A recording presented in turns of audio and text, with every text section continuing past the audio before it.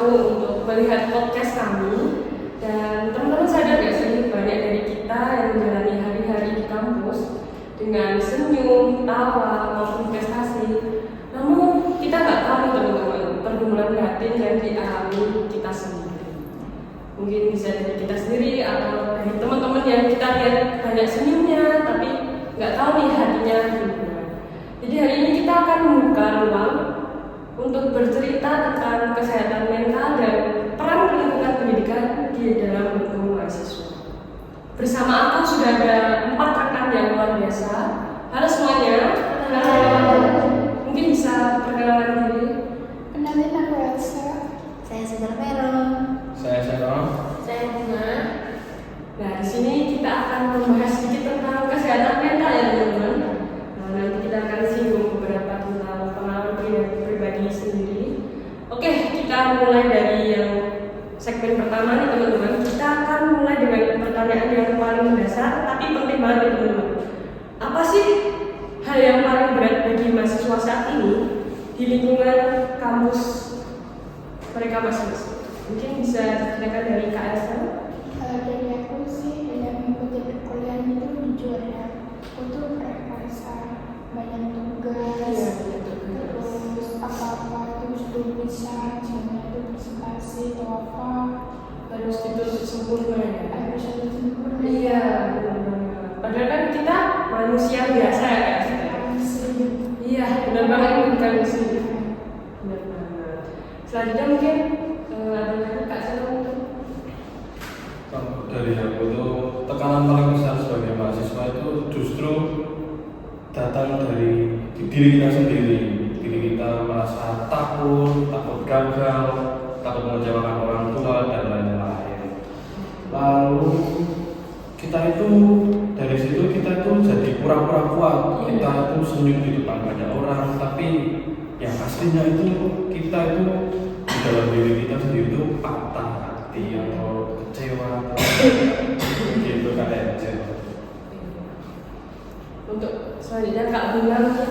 Aku juga setuju dari teman-teman semua. Apalagi sekarang untuk media sosial sendiri kadang kita tuh sering melihat menilai sebelah mata ya. Misalnya kayak kita lihat teman kita ikut organisasi, ikut lomba, dan cuman kayak covernya aja, oh dia bisa sampai kayak gini, tanpa tahu susahnya teman kita itu gimana, lika-likunya itu gimana. Karena kan proses setiap orang itu beda-beda. Setuju banget. Ya. Oke, terima kasih ya Kak Bunga, Kak Elsa dan Kak Seno. Mungkin kita bisa mendengar dari Suster Vera sendiri, apa sih kondisi mahasiswa yang lagi dialami saat ini tuh? Kalau menurut Suster Vera apa?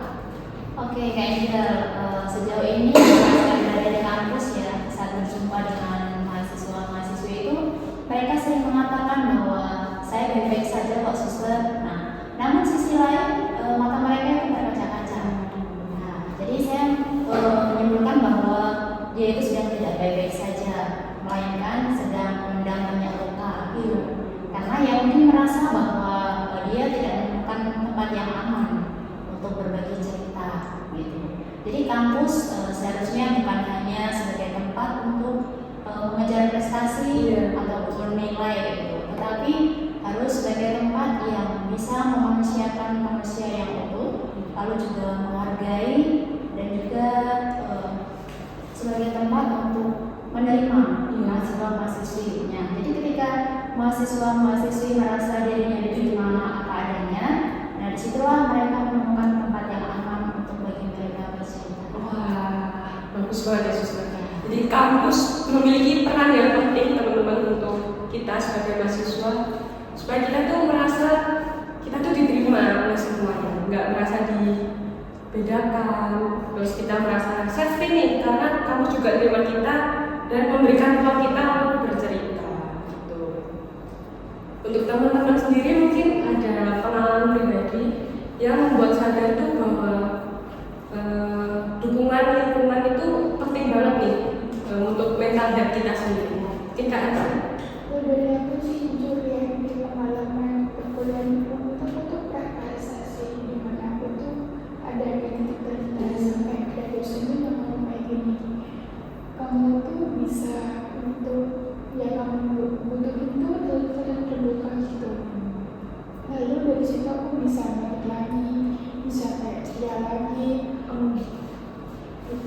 Oke, berarti Else merasa dia itu diterima karena ada dosen yang menyampaikan kalau pintu dosen selalu terbuka untuk mahasiswa yang bercerita gitu. Karena dari itu Else kayak merasa dilihat dan didengar sehingga memiliki motivasi kembali gitu. Mungkin selanjutnya Kak Stefan. Pernah ya waktu itu saya itu merasa sendiri, merasa hampir menyerah, tapi di kampus itu ada pelayanan konseling gratis. Jadi saya pergi ke sana itu bukan sebuah kelemahan saya, tapi sebagai kekuatan saya. Lalu pelayanan konseling gratis ini sangat memberikan efek yang begitu luar biasa bagi mahasiswa yang hampir menyerah. Tapi pelayanan konseling dari kampus ini sangat membantu sekali bagi mahasiswa. Berarti keren banget ya, di kampusnya Kak Seno ada konseling gratis untuk para mahasiswanya ya Kak. Sangat menarik untuk kampus-kampus yang belum mungkin bisa nih, kayak kampus Kak Seno membuka jasa layanan konseling gratis, jadi mahasiswa yang mungkin merasa dirinya sedang sendiri atau putus asa bisa memiliki ruang cerita lah ya, bisa merasa kayak aku nggak sendiri, mungkin bisa dapat suntikan motivasi semangat hidup gitu. Selanjutnya mungkin Kak Bunga sendiri.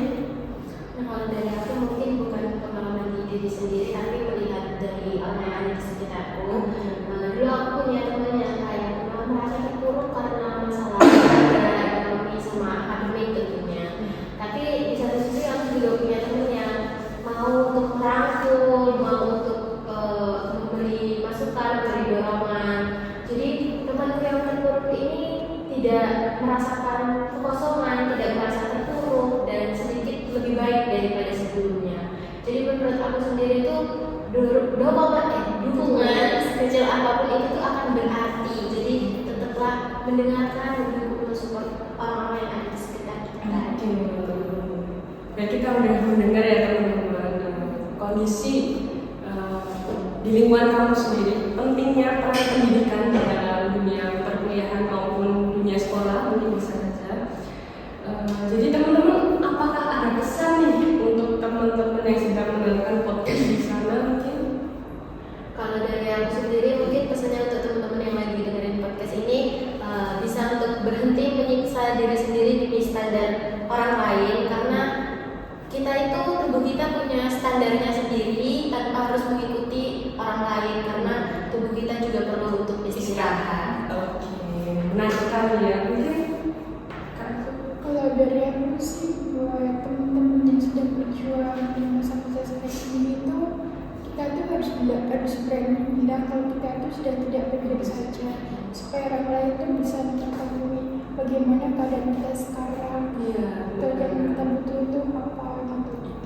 berarti kita nggak perlu pura-pura kuat ya Kak Esen? Iya. Oke, pesan yang menarik juga. Selanjutnya mungkin Kak Esen.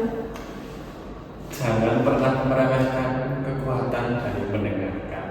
Nah, buat teman-teman yang sudah menonton podcast ini, mungkin kalau ada teman-teman yang ada masalah, ada yang menyerah, cobalah didengarkan.